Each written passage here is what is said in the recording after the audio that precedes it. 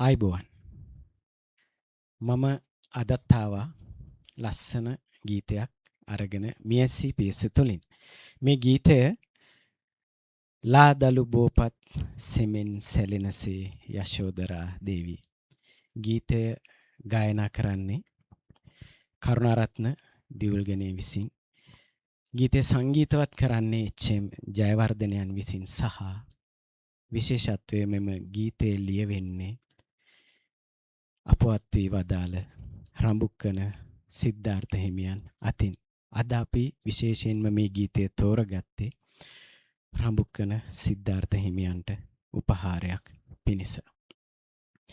ඇත්තෙන්ම මේ ගීතය යශෝදරාව ගැනයි කියන්නේ.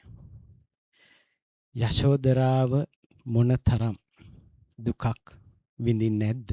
මොනතරම් කැපකිරීමක් කරන්නේ නැද්ද? ඒ ගැනයි මේක කියන්නේ. යශෝදරාව වගේම අදත් මේ ලෝකේ ජීවත් වෙන යශෝදරාවියන් මොනතරම් දුක් විඳිනව ඇද්ද? මොනතරම් කැපකිරීම කරනවා ඇද්ද?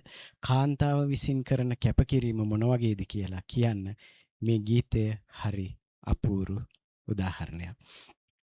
මේ ගීතයේ තියෙන එක තැනක විශේෂයෙන් මේ යශෝදරාගේ ආදරේ මොනතරම්ද කියලා.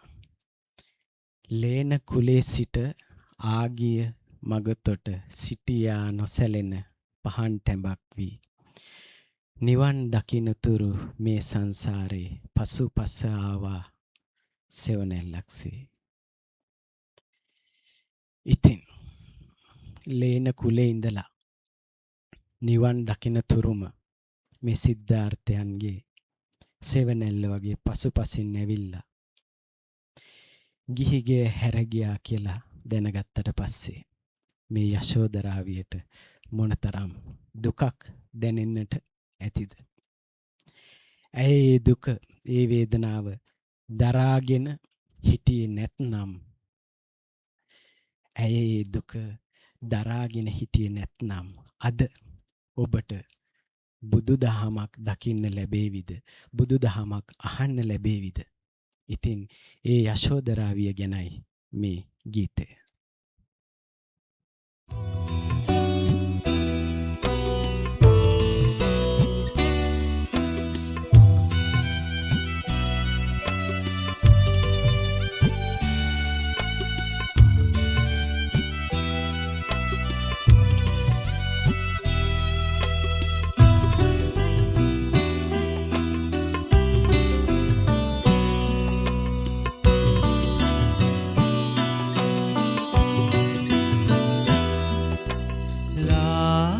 දලු බෝපත් සෙමෙන් සැලෙනසේ යශෝදරාදී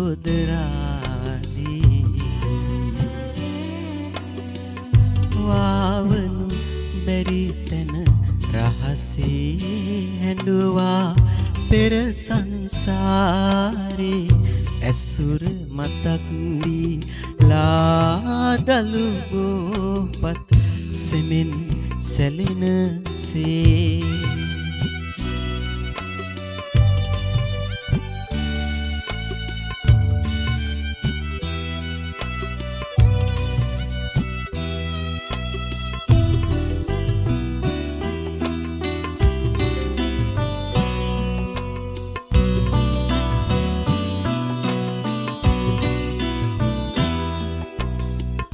ලේන කුලේ සිට ආගිය මග තොට සිටියා නොසැලෙන පහන් ටැඹක් වී නිවන් දකින තුරු මේ සංසාරේ පසුපස ආවා සෙවණැල්ලක් වී ලාදලු බෝපත් සෙමෙන් සැලෙනසේ යශෝදරාදී වාවනු බැරි තැන රහසේ හැඬුවා පෙර සංසාරේ ඇසුර මතක් වී ලාදලු බෝපත් සෙමෙන් සැලෙනසේ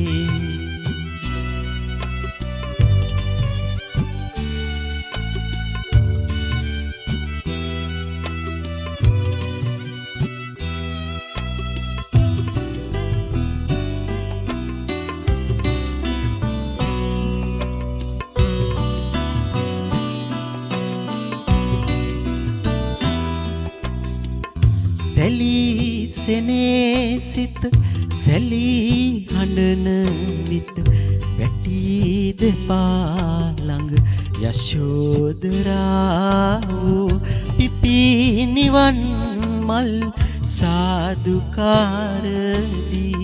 නිවි පහන් විය උදෑසනක් සේ ලාදලු බෝපත් සෙමෙන් සැලෙනසේ යශෝදරාදී